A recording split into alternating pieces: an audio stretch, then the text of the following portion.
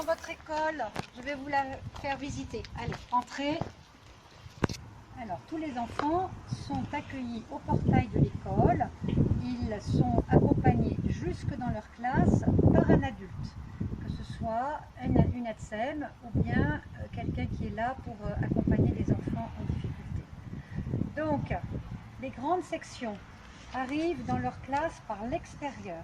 Donc, ils traversent la cour, ils vont jusque dans la classe de Nathalie et ils rentrent dans la classe où les attend l'enseignante et l'ATSEM.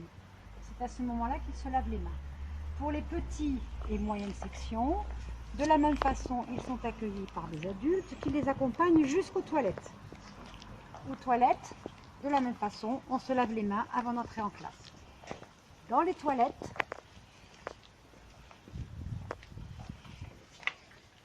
nous avons respecté la distanciation physique. Pour ça, on a condamné un robinet sur 2, ainsi qu'une toilette sur 2. Pour se sécher les mains, ils ont à leur disposition des serviettes en papier jetables. Lorsqu'ils se sont lavés les mains et qu'ils sont allés aux toilettes, ils sont accompagnés dans leur classe. On va aller dans la classe de Julia pour vous montrer, parce que pour ce faire, pour aller dans la classe, ils doivent suivre un sens de circulation pour éviter les croisements. Les flèches qui sont au sol, qui sont jaunes, indiquent une circulation allant du hall de l'école jusqu'à la cuisine. Et à l'inverse, les autres flèches vertes indiquent le sens de circulation de la cuisine jusqu'au hall de l'école. Devant les classes, nous avons disposé une serpillière qui est imbibée de produits désinfectants. Donc tous les enfants et les adultes de l'école s'essuient les pieds avant d'entrer dans la classe.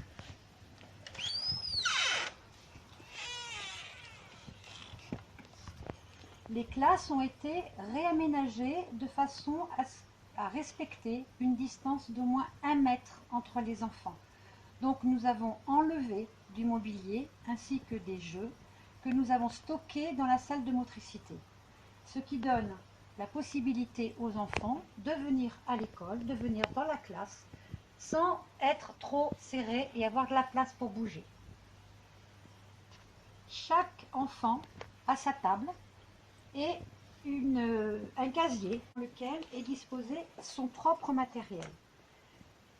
Tout le matériel que va utiliser l'enfant est désinfecté plusieurs fois par jour.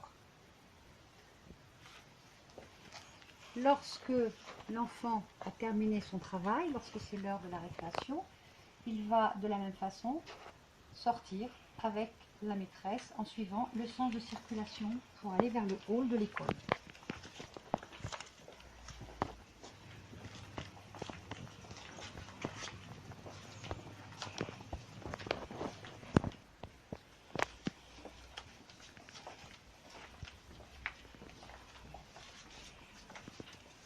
Avant d'aller en récréation, les enfants viennent ici pour se laver les mains.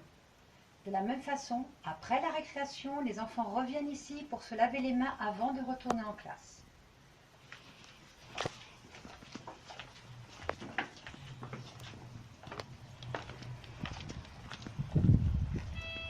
Chaque groupe d'enfants a un horaire de récréation. Les récréations ne sont donc pas mises toutes ensemble, elles sont échelonnées. Dans la cour de récréation, tous les jeux extérieurs ont été condamnés par des barrières ou par du ruban, de façon à ce que les enfants ne puissent pas y aller, puisqu'on ne peut pas les désinfecter de façon régulière. Au niveau du dortoir, de la même façon, un protocole a été mis en place. Les enfants rentrent par la porte principale, vont dans le dortoir de droite. Les lits ont été aussi installés de façon à ce qu'une distance de 1 mètre puisse être respectée, et ils ressortent par la porte de droite qui donne accès à la cour de récréation. Donc là, de la même façon que dans l'école, il y a un sens de circulation. Comme je vous le disais, les enfants sont accueillis dans les classes par petits groupes. Cette partie de l'école a été condamnée. La salle de motricité a été utilisée pour stocker le matériel et les jeux que nous avons enlevés des classes. Et la bibliothèque est condamnée pour juste garder éventuellement la possibilité d'isoler un enfant ou un adulte en cas de maladie. Donc aujourd'hui, personne ne rentre dans la bibliothèque. Voilà, la visite est terminée. J'espère que vous avez pu mieux vous imaginer ce que l'on pouvait mettre en place dans une école. Nous attendons vos enfants. Sachez qu'ils vont être accueillis avec beaucoup de bienveillance et nous serons heureux de les revoir. Je suis persuadée que les enfants seront aussi heureux de nous revoir. Pour cela, il faut absolument que vous répondiez au sondage toutes les semaines de façon à ce qu'on puisse organiser des petits groupes d'enfants. Vous comprenez bien qu'on ne va pas accueillir 20 enfants d'un seul coup. Mais c'est important qu'ils reviennent au moins une fois avant l'année scolaire pour qu'ils puissent dire au revoir à leur maîtresse, qu'ils puissent dire au revoir à l'école et que nous puissions leur dire aussi au revoir. Je vous dis à très bientôt.